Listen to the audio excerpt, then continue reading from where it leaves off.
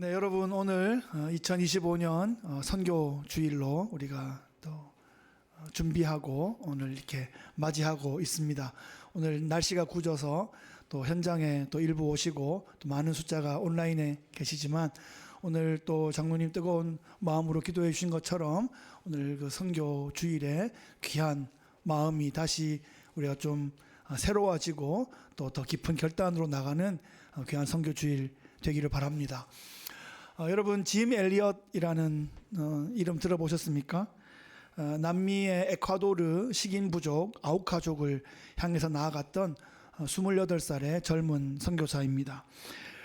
그는 위튼 대학을 수석으로 졸업하고 교수 제안을 받았을 정도로 아주 촉망받는 그런 청년이었습니다. 그런데 그가 대학 시절에 한 번도 복음을 들어보지 못한 에콰도르의 어떤 부족이 있다는 얘기를 듣고 그의 가슴이 뜨거워지기 시작합니다. 나는 이 좋은 복음을 받았는데 한 번도 복음을 듣지 못한 부족이 있으니 내가 그들에게 나가겠노라고 그렇게 준비하고 친구 5명과 함께 에콰도르 그 아우카족을 향하여 경비행기를 타고 그 부족에게로 들어갔습니다. 한 5일 정도 지났는데 아무 연락이 없어서 이제 본부에서 비행기를 띄워서 가보니까 그 5명이 창과 도끼로 무참히 살해되어 있었습니다. 그런데 놀라운 것은 그들의 주머니에 권총이 있었다는 거죠. 동물들의 그런 습격을 막기 위해서 권총을 가지고 있었는데 자신들의 선교 대상에게는 그 총을 사용하지 않고 그렇게 순교를 당한 것입니다. 이것이 하여튼 큰 이슈가 되어서 신문에도 나오고 또 기자들도 막 찾아오고 그 짐 엘리엇의 아내에게도 찾아가서 기자가 막 흥분해가지고 이렇게 우수한 인재들이 이렇게 생명을 잃어야 되나 이 얼마나 불필요한 낭비인가 그러고 소리를 쳤대요. 그랬는데 그 아내 엘리자베스 엘리엇이 한 말은 내 남편은 이때를 위하여 준비된 사람이었습니다 라는 말을 하고 그가 1년 동안 간호사 훈련을 받은 후에 남편이 갔던 그 부족에게로 선교하러 들어갔습니다. 5년 동안 열심히 섬겼더니 그 부족 사람들이 참 고맙기도 하고 신기하기도 하고 의아하기도 해서 당신은 어떤 사연이 있길래 이렇게 열심히 우리를 섬겨주냐. 그러니까 5년 전에 이곳에서 살해되었던 그 짐 엘리엇의 아내이다 이렇게 말하니까 그 사람들이 너무나 큰 감동을 받고 그 부족들이 다 예수를 믿게 되었습니다. 36년이 지나서 우리 김명환 선교사님처럼 그 부족을 향하여 성경 번역을 선교하던 분들이 계셔서 36년 뒤에 신약 성경 번역 봉헌 예배를 드리면서 그때 짐 엘리엇의 살해에 동참했던 그 사람들 중에 목사도 되고 장로도 되고 그랬답니다. 짐 엘리엇의 그 희생은 값진 것이었습니다. 한 부족을 한 민족을 구원하는 썩어지는 미랄이 되었던 것입니다. 짐 엘리엇의 젊었을 때 아마 대학교 들어갈 그 무렵 정도의 그의 일기장에 이런 글귀가 쓰여져 있습니다. 한번 띄워주시면 이제는 이 글귀가 좀 유명해졌는데요. 결코 놓치지 말아야 하는 것을 얻기 위해 언젠가는 놓아야 할 것을 포기하는 사람은 현명한 사람이다. 바보가 아니다. 희생이 아니다. 거룩한 투자이다. 이렇게 말하고 있습니다. 짐 엘리엇은 현명한 사람이었습니다. 천국을 소유한 사람이었고 예수님을 아주 많이 닮아 있는 사람이었습니다. 오늘 우리가 이렇게 복음을 듣고 복음을 알고 교회를 세울 수 있는 그 비결이 그 근거가 그 뿌리가 어디에 있습니까? 하나님의 부르심을 받고 지금 우리가 아프리카의 어느 이름이 알듯 가물가물한 그런 나라처럼 그런 나라보다 어쩌면 더 조용한 그 아침의 나라 별명 붙었던 조선 땅에 서양 귀신이라고 막 돌 막 맞고 오물 막 뿌려짐을 당하면서 또 풍토병 때문에 뭐 병에 그렇게 고생하고 일찍 자기 아이들을 막 그 땅에 묻어야 되는 상황 가운데서 조선 땅에 왔던 그 푸른 눈의 선교사들이 있었기 때문입니다. 그들이 순교의 피를 그 땅에 뿌리고 대를 이어 조선 땅에 뿌려가며 우리 민족에게 복음을 증거해 주었습니다.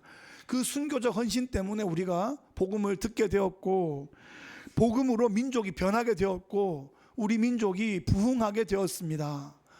복음 아니면 설명이 안 되는 세계사의 기적입니다. 세계에서 제일 못 살던 나라가 이렇게 세계의 국력이 6위입니다. 여러분, 일본이 8위라는 사실을 아십니까? 가장 최근 통계가 대한민국이 일본보다 국력이 더 높은 이런 시대가 되었습니다. 그래서 한국인의 무슨 근성, 뭐 우리의 뭐 이렇게만 보기에는 복음의 이 능력, 이 복음의 순교적 헌신들이 있어서 그렇습니다. 그거 외에는 설명이 안 되는 것 같습니다. 대한민국의 존재 자체가 이미 기적입니다. 대한민국에 수많은 미션 스쿨들이 있습니다. 중고등학교도 있고 많은 대학교에 미션 스쿨들이 있습니다. 그 학교를 또 경험하신 분들도 우리 중에도 계시고, 한국의 많은 분들이 저보다 저 윗대에도 미션 스쿨을 통해서 복음을 듣고 복음적 가치를 알고 이 시대를 섬겼던 수많은 사람들이 있습니다. 미션 스쿨, 미션은 보낸다라는 뜻입니다. 또 이 미션은 사명이라는 말로도 번역할 수 있습니다. 그래서 어떤 조직을 세우고 조직의 사명 선언문을 세울 때 그것을 미션 스테이트먼트라고 합니다. 하나님의 역사는 지금도 보내시고 그 보내심에 순종하는 사람들을 통하여 하나님 나라 역사가 지금도 펼쳐가고 있는 것입니다. 오늘 2025년 선교주의를 맞습니다. 보내시는 하나님, 미션의 하나님, 선교의 하나님을 오늘 말씀 가운데 만나고 하나님의 부르심에 응답하는 귀한 시간 되시기를 바랍니다. 오늘 본문은 지상명령 또는 대위임명령이라는 이름으로 너무나도 잘 알려진 본문입니다. 선교 주일마다, 선교 대회마다, 선교사님 오실 때마다 가장 자주 만났던 본문인데, 마태가 자신의 복음서를 쓰면서 그 복음서의 마지막 마침표를 느낌표로 이 미션 스테이트먼트로 마무리하고 있습니다. 이것이 예수의 제자들의 사명이다 하는 거죠. 한번 이 미션 스테이트먼트를 살펴보겠습니다. 자, 예수님은 예루살렘에서 실수하고 실패하고 낙심하고 절망했던 제자들을 갈릴리로 보내십니다. 거기에서 다시 한번 이들을 살려내는 힐링 캠프를 해야 되었기 때문입니다. 그들이 회복되어야 하나님 나라 복음을 그들에게 맡길 수 있기 때문에 첫사랑의 땅, 첫 사명의 땅 갈릴리로 그들을 다시 보냈습니다. 11명의 제자들이 한 산으로 모였다고 합니다. 16절에 보시면 11제자가 갈릴리에 가서 예수께서 지시하신 산에 이르러, 이 산이 어떤 산이다 라고 이름은 써 있지 않지만 예상해 보건대 예수님께서 산상수훈의 말씀을 전하셨던 그 산일 거라고 생각됩니다. 그 산상수훈은 모세가 백성들에게 전했던 그 모세의 율법, 그 신명기의 그 율법을 모세보다 더 나은 선지자이신 예수님께서 다시 천국 백성의 법으로 새롭게 갱신해 주시는 그런 본문인데, 참 산상수훈만 해도 우리의 맨정신으로는 감히 성취하기 어려운 하늘나라 백성들의 법과 기준을 보여주는 그런 말씀이었죠. 그 귀한 공간에 이 11제자들이 부활하신 주님과 함께 다시 모였습니다. 제자들이 아직 좀 얼떨떨합니다. 눈앞에 계신 분은 분명히 예수님이 맞는 것 같은데, 3년 전에 산상수훈을 나눴던 자리도 맞는 것 같은데, 지금 그 사이에 있었던, 지난 한 달 사이에 있었던 너무나 이 드라마틱한 상황 때문에 제자들이 얼떨떨했다고 합니다. 17절 말씀에 예수를 배웁고 경배하나 아직도 의심하는 사람들이 있더라. 여기서 말하는 의심은 뭐 불신이라기보다는 좀 혼돈스럽고 얼떨떨했다, 뭐 그렇게 이해할 수 있겠습니다. 그런 상황에서 예수님께서 이 제자들에게 말씀하시는 겁니다. 이것은 사령관으로서 부하에게 명령하는 것과 같습니다. 말 그대로 미션입니다. 미션 스테이트먼트가 주어지는 것입니다. 부하는 그 미션을 받으면 Yes sir, 아멘 하고 순종하면 되는 것이죠. 그 세팅을 여러분 기억하시고, 그것이 이제 군인의 본분이고 명예이고 영광이다. 그것이 제자된 자들의 마땅한 사명이다 하는 것입니다. 19절부터 보시면, 그러므로 너희는 가서 모든 민족을 제자로 삼아 아버지와 아들과 성령의 이름으로 세례를 베풀고. 여러분 문장이 있는데 여기에서 동사가 뭡니까? 동사는 뭐 움직이는 건데, 이게 보면 뭐 너희는 가서도 있고 뭐 세례를 베풀라는 것도 있는데, 요거는 동사는 아닙니다.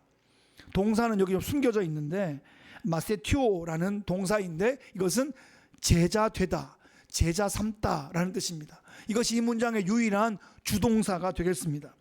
예수님께서 이 팔복동산으로 제자들을 다시 불러 모으셔서 그들에게 하시는 당부의 말씀이 너희는 모든 민족을 제자로 삼아라 하는 그 유일한 명령을 내리고 계십니다. 모든 민족을 제자로 삼기 위해서 어떻게 해야 하는가? 자신이 먼저 제자가 되어야 됩니다. 자신이 제자가 되지 않고는 모든 민족이 아니라 옆에 있는 사람도, 우리 집의 식구도 제자 삼지 못하는 거죠. 태권도를 가르치려면 내가 먼저 태권도를 할 줄 알아야 가르칠 수 있는 겁니다. 피아노를 가르치려면 야 피아노 배워가 아니라 내가 피아노를 할 줄 아는 사람이 피아노를 가르쳐야죠. 제자 삼아라 그러면 그 안에는 제자 되라가 숨겨져 있는 겁니다. 아니 그냥 명시적으로 드러나 있는 겁니다. 네가 먼저 제자 되어라. 분명히 확실히 제자가 되어라. 그래야 제자 삼을 수 있고 그 제자 삼는 일을 너에게 맡긴다 라는 거죠. 우리가 자녀에게 말을 가르치고 자녀에게 예절을 가르치고 또 경우에 합당한 말들, 그 예절들을 가르치려고 하면 내가 먼저 고운 말을 써야 하고 예의 바른 행동을 해야 합니다. 그것을 그대로 흡수하게 되는 것입니다. 우리가 유명한 얘기 있지 않습니까? 훈장님이 우리 학동을 가르치면서 바담풍, 자기는 바담풍이라고 하면서 바람풍이라고 하라고 아무리 해도, 자 따라해봐, 바담풍 하면 얘들이 바담풍 따라하지 않습니까? 열받아. 아니 바람풍이라니까 라고 말하는데 따라해봐 바담풍 이렇게 되는 겁니다. 걔 엄마가 애들한테 걷는 법을 가르쳐 주겠다 그러면서 이렇게 막 걷잖아. 이렇게 그 다음에 걸어봐 그러면 걔가 앞으로 어떻게 걷습니까? 난 게 그거고 본 게 그건데 똑같이 옆으로 걷게 되는 거 아닙니까? 지가 먼저 할 줄 알고 할 줄 아는 거를 가르쳐야 됩니다. 그게 제자 삼는 방법이고 비결이고 거의 유일한 길 아니겠습니까? 좋은 부모가 좋은 자녀를 양육하고 좋은 제자가 좋은 제자를 키워내는 겁니다. 그래서 제자 삼으라 라는 이 주의 명령에 순종하기 위해서 우리가 먼저 좋은 제자가 되어야 할 줄로 믿습니다. 아멘. 대학교에 입학했을 때였습니다. 시골에 있다가 또 촌에 있다가 좋게 말해서 지방에 있다가 이제 서울로 이제 올라가게 됐어요. 그래서 신입생 수련회라는 걸 간대요. 설악산에 간대요. 그래서 와 설악산이다. 난생 처음 설악산이다. 이러면서 버스를 타고 갔는데 아주 큰 설악산 리조트가 있는데 마침 그날 서울에 있는 대학교 3개가 신입생 수련회가 거기 겹친 거예요. 근데 마침 하루 눈이 왔네요. 그랬더니 이제 보급하는 그 운송 트럭이 한번 못 와가지고 뭐 그래도 식당은 돌아갔는데 그 안에 편의점이 이제 부족한 게 있는 거예요. 뭐가 부족했냐? 담배가 떨어진 거예요. 그 전까지는 저는 담배 피우는 환경 속에 있지도 않아봤고 뭐 제가 다니는 고등학교도 거의 그런 친구들이 없었기 때문에, 근데 신입생 수련회를 갔는데 편의점에 담배가 떨어지니까 사람들이 그 식당 가는 길에 편의점이 있거든요. 식당 줄에 서 있는데 벽에 사람들이 붙어가지고 좀비처럼 붙어가지고 눈이 풀려가지고 담배 한 가지만 이러고 있는데 그게 얼마나 섬찟한지 진짜 좀비 영화 보는 것 같았거든요. 한 가지가 있으면 진짜 막 엄청난 돈에 거래될 정도로 담배 막 그 하룻밤에 막 그런 일이 있는 거예요. 야, 참 이상하다. 야, 이상하다. 그리고 이제 밥을 먹고 이제 올라가서 뭐 교육 시간이라고 있는데 말이 교육이지 술판이 벌어진 거예요. 제 인생 처음 경험하는 대학생 신입생 수련회 첫날 밤에 술판이었습니다. 술을 막 부어라 마셔나는데 아니 교육 시간 아닙니까? 이거 뭐 어디서 이렇게 와서 술 안 마십니다. 그때 거의 벌레 취급을 하고 그런데 이렇게 그 장면을 보다 보니까 술 막 못 마시는 애들 막 술 주다가 한 명씩 해롱해롱해지면 한 명씩 그 옆으로 가가지고 쓰러지는 거고 그러면 한 명씩 막 포개가지고 막 구석에 자는 거예요. 그리고 여기는 술판이 계속 벌어져요. 그러다가 그 다음날 아침에는 선배들이 와서 노래를 가르쳐 주겠대요. 그래서 무슨 뭐 타오르는 꿈을 안고 사는 젊은이 그런 거 가르쳐 주는 줄 알았더니 운동권 데모가를 막 가르쳐 주는 거예요. 뭐 이러면서 근데 참 그 데모가라는 게 참 희한하더라고요. 그 가사와 그 음률이 그때 한번 듣고 안 불러봤는데도 기억에 남아요. 빰빰빰빰빰 뭐 이러면서 그래서 대학교 참 이상한 동네다 그러고 있는데 그 다음날 점심 식사를 하러 또 줄을 서 있는데 담배는 이제 왔어요. 그래서 담배는 와가 사람들이 좀비들은 없어졌는데 하여튼 이 동네에 내가 어떻게 적응할 수 있을까 하고 있는데 기타 소리가 들리는 거예요. 근데 잘 치지는 못해. 지까지가 기타 소리야. 그래 가보니까 나의 창조자 나의 구원자 하면서 어떤 여자분이 기타를 못 치는데 막 표정은 천국이야. 막 밝은 미소로 찬양을 막 부르고 있는 거예요. 이분을 따라가야 되겠다. 그래서 제가 그분을 따라 이 수련회를 마치고 대학 입학하는 날 그분을 따라가서 선교단체에 들어가게 되었습니다. 그분이 저의 4년 동안 저의 간사님이 되셨는데 그래서 그분을 보면서 예수 믿는 사람이구나라는 그 표정을 봤어요. 예수 믿는 사람끼리 있으면 모르겠는데 완전히 그냥 뭐 악의 소굴에 있다가 예수 믿는 사람 보니까 표정이 완전 다르더라고요. 그래서 그분과 함께 선교단체에 들어가서 이거 대학교 이거 1년 다니다가 군대를 가면 안 되겠다는 생각이 들었어요. 훈련 받아야겠다. 나에게 필요한 거는 훈련이다. 그래서 4년 동안 대학에 남을 수 있는 방법을 생각해 보니까 ROTC를 하면 되겠더라고.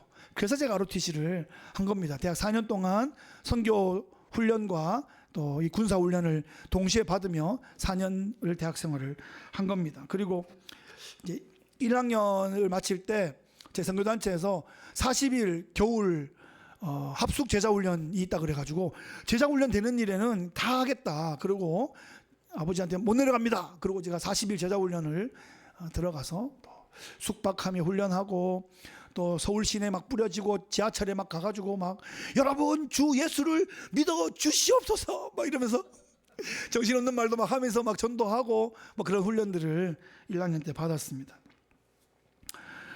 하여튼 뭐 제자 되고 싶은 그런 마음들이 충만했는데 오늘 이 마세티오라는 제자 되다, 제자 삼다라는 동사와 연결되어 있는 세 가지 동사형 분사가 있는데 이것이 우리가 제자 되는 방법, 제자를 삼을 수 있는 방법이라는 거죠. 영어로는 going, baptizing, teaching입니다. 그러니까 가는 거, 세례 주는 거, 가르치는 거, 이 세 가지가 동사형 분사로 나와 있습니다. 첫째는 going입니다. 가는 거. 19절 다시 한번 보시면 그러므로 너희는 가서 가야 됩니다. 여기까지. 선교는 가는 겁니다. 가기를 계획하거나 뭐 갈 것을 고민하거나 뭐 갈까 말까 하는 게 아니라 선교는 가는 겁니다. 학자들이 아무리 연구해도 이 단어의 뜻은 가는 것이다 라고 결정을 보았습니다. 그래서 일단 선교는 가야 됩니다. 조선 땅에 왔던 선교사가 있기 때문에 그리로 향하여 갔던 미국에서 일어난 그 선교 자원운동 거기에 응답한 젊은 선교사들이 엘리트 선교사들이 있었기 때문에 조선 땅에 복음이 전해진 겁니다. 가는 겁니다. 제자들이 가지 않았으면 복음은 갈릴리에 멈춰 있었겠죠. 예, 예루살렘에서 성령 충만했는데 거기에 가만히 있었으면 예루살렘만 뜨겁고 밖에 냉랭했을 겁니다. 그런데 그 예루살렘의 울타리를 넘어서 온 유대와 사마리아와 땅끝까지 복음을 받은 제자들이 갔기 때문에 선교가 벌어진 것이고 교회가 세워진 것이고 하나님의 사람들이 그 땅에 세워진 거 아닙니까? 제가 장로교회 안에 꾸준히 자라다가 선교단체에 처음 오니까 그 안에 있는 모든 형제 자매들이 가는 것에 대한 동력이 있다는 것을 알게 되었습니다. 내가 품고 있는 어떤 지역을 가지고 1년씩 2년씩 품으면서 그 땅에 가게 해주세요. 그 땅을 밟게 해주세요. 그 영혼들을 섬기게 해주세요 라고 1년씩 2년씩 기도하는 거예요. 그리고 그것이 대학교 기간 안에 거의 다 성취가 되는 것을 보았습니다.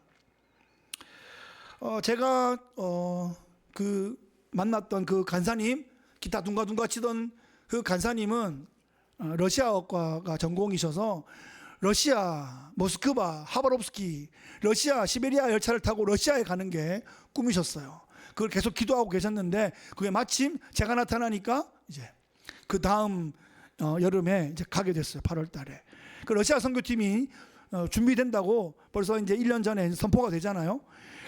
그래서 간사님이 거기 갈 수 있도록 좀 도와드려야 되겠다 그런 생각이 들었어요. 그때 이제 선교 편지를 받았죠. 그러면 선교 편지에 뭐 들어가는 내용들이 있습니다. 선교의 마음을 어떻게 받았고 선교의 내용들이 뭐 쭉 있는데 제일 밑에 보면 후원하는 방법이 나오는 거죠. 눈에 확 들어오는 게 이게 비용이 보이고 이 선교에 내가 조금이라도 보탬이 돼야 되겠다 생각하고 그해 여름에 춘천에 그 고향집이 있는 선배랑 그분은 YM이었는데 예수전도단이었는데 자주 이렇게 좀 얘기를 나누다 보니까 제가 간사님 좀 러시아 선교 도와드리고 싶은데요 그랬더니 시간 되면 우리 집에 같이 가자. 이게 그분 집이 이제 복숭아 밭인데 일손이 필요한 거예요. 그래서 일주일 동안 그 집에서 숙식을 하면서 복숭아 따는 걸 도와드렸습니다.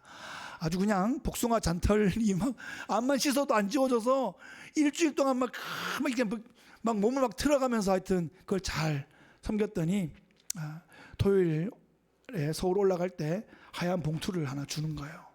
그 봉투를 가지고 너무 기쁜 마음으로 그대로 올라와서 주일 예배 드리고 간사님께 그대로 드렸습니다. 그러고 나니까 저도 좀 가고 싶은 거예요. 그래서 중국을 품었습니다. 그 넓은 땅 중국을. 그때 수교된 지 얼마 안 됐을 때인데 중국을 마음에 품고 중국에 가겠노라. 그랬더니 그 다음에 중국 선교에 참여하게 되었습니다. 우리가 들고 가는 물건이 너무 많고 중국에 이제 성경책을 막 배달해야 되는데 그래서 최대한 좀 물건을 가져가고 또 보안상에 조금이라도 좀 도움되기 위해서 인천에서 배를 타고 26시간 동안 이제 배로 들어갔습니다. 하여튼 뭐 거기 좀 기가 막힌 기적 같은 일들이 있었는데 제 몸에 성경책 52권을 넣었거든요. 옷을 5겹을 넣고 옷을 이만큼 해가지고 주머니마다 옷을 넣고 뭐 속바지 옷을 넣고 하니까 몸은 이렇게 됐는데 하여튼 52권을 넣었어요. 근데 안개가 너무 짙게 껴가지고 3시간 동안 배가 대기하고 있는 바람에 우리 최대한 늦게 가자 가장 늦게 갔는데 늦게 가니까 뒤가 막 이렇게 막 순서가 밀려가지고 우리가 막 이렇게 막 가니까 빨리 통과하라고 과일로 막 그래가지고 그냥 안 열어보고 통과를 한 거예요. 그리고 베이징에 모여가지고 하얼빈까지 26시간 동안 또 기차를 타고 거기서 10시간 동안 극동마을이라는 곳으로 들어가서 3박 4일 동안 그 현지인 중국 지하교회 그 지하교회 지도자들 수련회를 같이 하게 됐습니다. 뭐 중국어로 진행하는 거라 뭐 거기 하는 내용은 잘 알 수 없었지만 선교사님 바로 옆에 우리가 4명이 이제 같이 이렇게 있어가지고 그 말씀 듣는 사람들의 눈빛과 그 진지함과 그 열정을 그냥 그대로 다 흡수할 수 있었어요. 한 번 말씀 전하면 그냥 중간에 50분 하고 쉬는 거 없고 배고플 때까지 밥 때까지 그냥 그렇게 하는 거예요. 그러다가 잠깐 이제 식사하고 시간이 한 5분 10분 있으면 또 그분들이 거의 다 자매님들인데 일어나서 또 막 춤을 추고 노래를 부르는 거예요. 喜主爱让我们像歌上弹起来在这个飞上弹起来. 그때 듣고 한 번도 안 했는데 30년 동안 잊혀지지가 않는. 근데 이걸 제가 재작년에 중국 목사님 만나가지고 이걸 불러봤거든요. 혹시 이런 말이 되냐 그랬더니 막 천국을 사모하는 그런 기쁨의 찬양이라는 거예요. 그래서 아주 틀리게 듣진 않았구나 막 그러고, 악보도 없고 또 악기도 없었지만 육성과 몸으로 드린 찬양이 제 안에 또 역사의 한 지점으로 인생에 남아 있습니다. 그래서 우리가 먼저 제자 된 다음에 해야 되는 일은 가는 겁니다. 가는 거를 동역하고 또 도와주고 함께 섬기는 겁니다. 여러분, 가는 선교지가 있으면 지원해 보십시오. 가는 선교에 동참해 보시고 가는 선교를 후원하는 거 너무 귀한 일입니다. 해외 선교 너무 겁내지 마시고 KM이 갈 수 있는 길이나 방법이 있으면 우리도 모여서 가면 좋겠어요. 가서 충분히 우리가 돕고 섬길 수 있는 길들이 있습니다. 또 우리가 또 필리 미션이 있기 때문에 여기는 3시간이니까 갈 수 있잖아요. 주중 일주일 내내 벌어지는 일 가운데 우리 날을 잡아가지고 하루씩 가서 한 끼씩만 밥을 해줘도 큰 도움이 됩니다. 거기 재정을 좀 잘 세이브 해보려고 목사님이 5일 내내 밥하고 있는 거 아십니까? 가서 하루만 밥하면 그 서너 시간을 목사님이 아이들과 같이 진짜 또 지내고 목양하고 하는데 에너지를 쓸 수 있거든요. 그래서 우리가 그런 거 가는 거잖아요. 그래서 선교가 이제 전도랑 구분도 안 됩니다. 이제 그냥 전도가 선교고 그냥 버스 타고 차 몰고 가도 다 선교입니다. 그러니까 가는 선교에 좀 한번 힘을 내보면 좋겠습니다. 우리 지역도 우리가 선교하는 거예요. 우리 지역 하트포드 우리가 섬겨야 되잖아요. 그래서 가서 또 만나고 밥 먹고 섬기는 게 선교입니다. 두 번째는 웹타이징, 세례를 베푸는 것입니다. 19절 다시 보시면, 그러므로 너희는 가서 모든 민족을 제자로 삼아 아버지와 아들과 성령의 이름으로 세례를 베풀고, 밥티조, 여기에서 웹타이즈가 나왔는데 베프티스트 처치가 여기서 나온 거죠. 한 영혼을 제자로 삼기 위해서는 그에게 복음을 전하고 그가 예수를 믿게 하고 세례를 베푸는 겁니다. 아버지와 아들과 성령의 이름으로 세례를 베풀면 그가 하나님의 자녀인 것이 스스로도 공동체에도 확증이 되고, 그리고 이제 교회의 한 멤버로서 의무와 책임을 다하게 되고, 또 이제 이 모든 것 가운데 이제 그리스도의 성품을 닮아갈 수 있도록 공동체가 함께 이렇게 세워갈 수 있습니다. 되게 교회적인 메시지죠. 아버지와 아들과 성령은 삼위이신데 3person이 있는데 이름은 보니까 단수 명사예요. 그러니까 삼위일체라는 뜻이에요. 아버지, 아들, 성령이 따로따로가 아니고 아버지와 아들과 성령 삼위일체의 이름으로 그에게 세례를 베풀 때 하나님의 자녀인 것이 확증되고 교회의 치리와 또 교회의 모든 섬김과 교회의 모든 책임에 동참하는 귀한 하나님의 일꾼들을 세워가는 것입니다. 이 수찬 교인이 되면 또 성찬에도 참여하고 또 장로교회 공동회에 참여하여서 의견을 표할 수도 있습니다. 이렇게 세례 교인으로 예배자가 되고 신자가 되고 또 회원으로서 의무와 책임을 발휘해 나가며 함께 교회를 세워가는 것입니다. 그래서 선교의 목적은, 선교의 방향은 교회를 세우는 것이에요. 왜냐하면 한 교회가 세워지면 그 교회는 영적으로 여러 면에서 자생력이 있기 때문에 그래요. 사람을, 그 교회를 베이스로 해서 또 사람을 또 전도하고 또 세례를 베풀고 계속하여 이 동력이 생겨나는 그 일들을 선교사님들이 그 땅 가운데서 섬기고 계신 겁니다. 이 마지막이 티칭인데 가르치는 것. 20절 상반절 보시면 내가 너에게 분부한 모든 것을 가르쳐 지키게 하라. 복음을 듣고 거듭나고 교회 가운데 속하게 되었다면 마지막 단계는 예수님께서 가르치신 것을, 분부하신 것을 계속하여 지킬 수 있도록 가르치는 것, 그 일들을 계속 해야 되는 겁니다. 그래서 동사는 여기서 티칭이지만, 이 분사가 티칭으로 나와 있지만 이것을 가르쳐 지키게 하는 것이기 때문에 영어 teach보다는 instructing에 가깝습니다. instruct. 예. 몸으로 보여주면서 이 태권도 사범이 양복 입고 가르치지 않잖아요. 똑같은 태권도 도복을 입고 똑같이 뛰면서 3시간, 4시간을 같이 뛰면서 땀 흘리면서 보여주면서 가르치는 이런 게 인스트럭팅입니다. 예, 할 수 있게 끝까지 해볼 수 있게 가르쳐주는 것, 계속하여 그렇게 성장시켜주는 것. 그래서 우리가 머리로만 이해하도록 공부하는 게 아니라 몸으로 숙달할 수 있도록 이제 훈련해야 되는 것입니다. 수영을 연습하는 것, 골프를 연습하는 것, 태권도 발차기를 배우는 것과 비슷한 겁니다. 우리의 몸이, 근육이 거기에 반응할 수 있도록. 예수님도 글로만, 말로만 하신 게 아니라 삶으로 오셨고 살아내셨고 본이 되셨고 다 제자들에게 3년의 기간 동안 보여주시고, 그때는 제자들이 얼떨떨해서 몰라도 성령이 오신 다음에 그것을 다 기억나게 하시고 깨닫게 하셔서 그 본계에 있기 때문에 그들이 너희가 성령이 오시면 나보다 더 큰 일을 할 것이다 말씀하실 때 본계에 있기 때문에 성령께서 깨닫게 하시고 새롭게 하실 때에 함께 그리스도의 몸으로서 그 일을 할 수 있었던 겁니다. 우리가 그렇게 예수님의 제자가 되어야 하고 그렇게 제자를 세워가는 그런 방향으로 나가야 된다는 말씀을 지금 이 대위 명령에서 배우고 있습니다. 예수님께서는 제자들에게 제자 삼으라고 명령하십니다.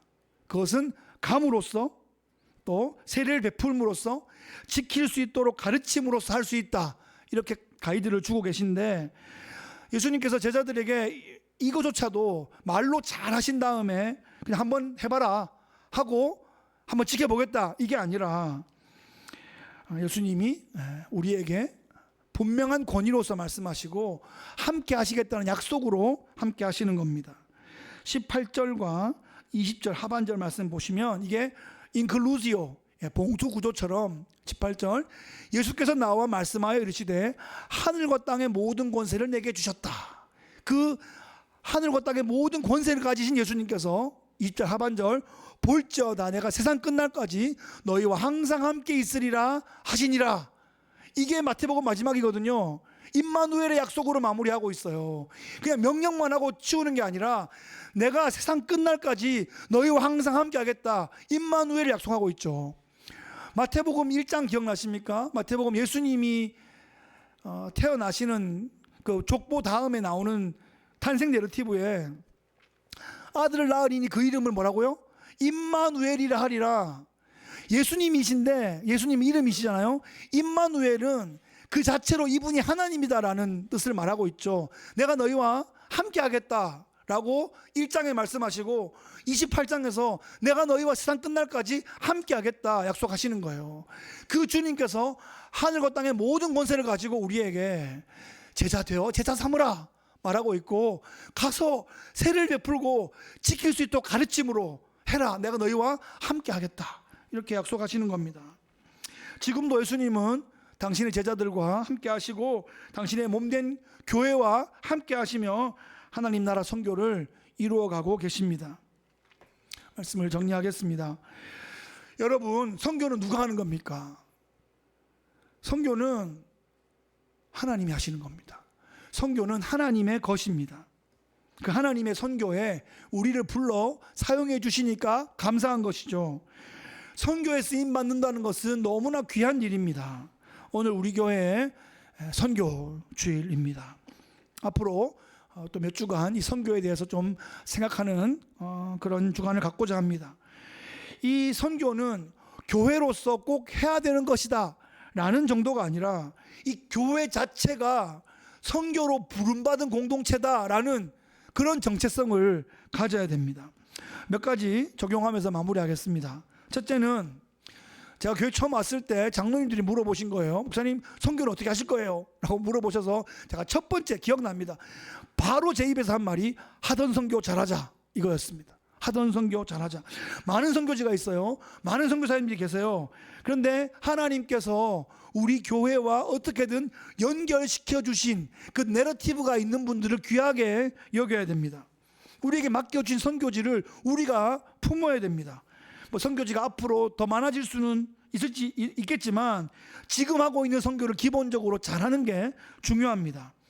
선교는 내러티브, 이야기이기 때문에 우리의 이야기가 되고 우리 자녀들의 이야기가 되어가고 있기 때문에 우리가 하던 선교를 잘하고 있어야 됩니다. 그래서 후원을 하기로 했으면 장기적으로 후원을 해서 역사와 전통을 지켜내고 거기에 그 선교지의 이야기에 우리도 이렇게 좀 숟가락 얹어서 함께 동참하는 그 이야기가 우리의 이야기가 되면 좋겠습니다. 두 번째는 사람을 키워야 됩니다. 선교를 하면 사람이 남습니다. 물론 선교하고 나면 선교지에 교회 건물이 남기도 하고 30년 헌신하니까 성경 번역이 남기도 합니다. 그런데 건물이 남고 성경책이 남는 것도 귀한 일인데 그 모든 과정 가운데 사람이 남는다 하는 것을 놓치면 안 되는 것입니다. 결국 궁극적으로 사람을 남기기 위해서 건물도 필요하고 성경책도 필요한 거니까요. 에베소 교회 현장에 가보면 뭐 지금처럼 교회당이라는 곳은 없지만 뭐 2000년 전 뭐 지금까지 남아 있겠습니까? 다 돌무더기밖에 안 남아 있지만 그래서 뭐 교회 뭐 건물 뭐 소용없네 이게 아니라 사람이 남았잖아요. 에베소 교회에 사람이 남았잖아요. 그 사람들이 복음을 계속 전해와서 우리에게까지 전달되어 온 것입니다. 그래서 선교지에 있는 사람도 중요하고 선교에 참여하는 우리도 중요합니다. 선교하면 사람이 남습니다. 선교지에 사람이 남는 것은 물론이겠거니와 선교한 사람들이 교회에 남습니다. 선교에 후원한 사람들이 교회에 남습니다. 내 기도가 있는 곳에 내 마음이 있고 내 물질이 있는 곳에 내 마음이 있고 내 마음이 있는 곳에 내 물질이 가기 때문에 내가 헌신하여 나와 내러티브가 생기기 때문에 선교에 헌신한 공동체는 그 공동체 가운데 잘 뿌리를 내리며 남게 됩니다. 세 번째는 지역을 선교해야 됩니다. 우리가 사는 지역은 우리가 감당해야 됩니다. 커네티컷 제가 몇 번 말씀드렸죠. 우리는 잘 알지만 좀 더 알려지면 좋겠지만 모르는 사람도 많습니다. 하트포드 대도시도 아니고 이거 뭐 하트포드를 도와주세요라고 어디에다 얘기할 거예요.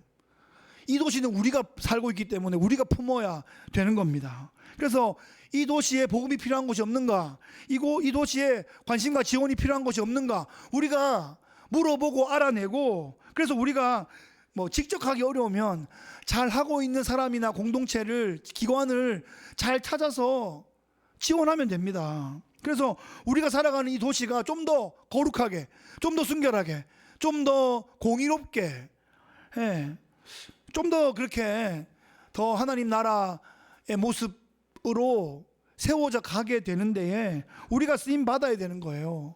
그게 우리의 몫입니다. 다른 도시들은 그 지역에 있는 교회들에게 좀 맡기고 우리 도시는 우리가 좀 감당하자 하는 것입니다. 하트포드를 감당하고 커네티컷을 품고 이 뉴잉글랜드 이 지역을 우리 영적 부흥으로 다시 한번 일으키는 우리들이 되면 좋겠습니다. 2025년 선교주일, 하나님께서 우리에게 맡기신 귀한 선교의 비전을 힘있게 선포하시고 감당하시는 주의 종들 되시기를 예수님 귀하신 이름으로 축복합니다. 아멘.